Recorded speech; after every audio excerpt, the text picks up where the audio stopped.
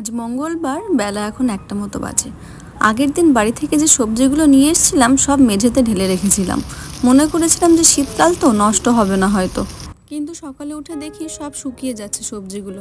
তাই ভাবলাম যে ফ্রিজে রেখে দেবো ডিপে, নয়তো আস্তে আস্তে খেয়ে ফেলতে হবে, এগুলো বেশি দিন রাখা যাবে না।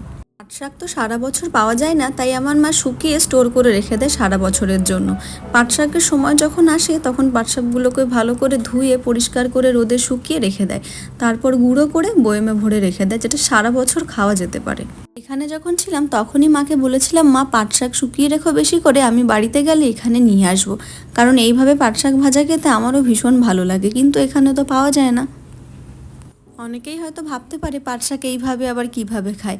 এই যে শুকনো পাট শাকটাকে কড়াইতে হালকা করে তেল দিয়ে তার মধ্যে একটু শুকনো লঙ্কা দিয়ে এই পাট শাকটা দিয়ে দেওয়ার পর হালকা লবণ দিয়ে 5-6 মিনিট নেড়ে চেড়ে দিলেই রেডি হয়ে যায় পাট শাক ভাজা।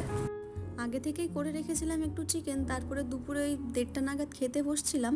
বাড়ি থেকে মা জলপাইয়ের আচার দিয়েছিল, অনেকটাই নিয়ে এসেছি যাতে অনেক দিন ধরে বেশ খেতে পারি। আমার আবার এই আচার খেতে বেশ ভালো লাগে। দুপুরে খাওয়া দাওয়ার পরে এত ঠান্ডা লাগছিল, ঘরে আর থাকতে পারছিলাম না। হিটার চালিয়েছিলাম, তাও ভাবলাম যে যাই একটু রোদ থেকে ঘুরে আসি, তাই খাওয়া দাওয়ার পরে পার্কে গেছিলাম একটু হাঁটতে। দুপুরে টেম্পারেচার ছিল ওই 10 মতো, রোদটা বেশ ছিল ভালো, তবে এত হাওয়াতে রোদ আর গায়ে লাগছিল না। প্রচণ্ড হাওয়াতে আরও বেশি করে ঠান্ডা লাগছিল, তাই বেশিক্ষণ আর বসতে পারিনি ওখানে। আমি যখন বাড়ি যাই তখন যাওয়ার সময় দেখেছিলাম গার্ডেনটাতে পাতা ভর্তি ছিল গাছগুলো, কিন্তু এসে দেখি সব পাতা ঝরে গেছে। এখন তো পাতা ঝরে যাওয়ার সময়, সমস্ত গাছের পাতা ঝরে গেছে, নতুন করে পাতা গজাবেও, কিছু কিছু ডালে তো পাতা গজিয়েও গেছে। সামনের গ্রাউন্ডটাতে এসে দেখে বাচ্চারা খেলা করছে, যেখানে খেলা করছে ওখানে ঘাস ভর্তি ছিল, তবে এই সময় সমস্তটাই ছেটে ফেলে দেয় নতুন করে, যাতে আবার হয়। কিছুক্ষণ বসার পর ঘরে এসেছিলাম, ভাবলাম বিকাল হয়ে গেছে একটু চা বানিয়ে খাই। বাড়ি থেকে আমুল দুধের প্যাকেট নিয়ে এসেছিলাম, কারণ এখানে তো আমুল দুধ একদমই পাওয়া যায় না। তাই বিকেলবেলায় এত ঠান্ডার মধ্যে চা খেতে বেশ ভালো লাগে, তাই নিজের জন্য 1 কাপ চা বানিয়ে নিলাম।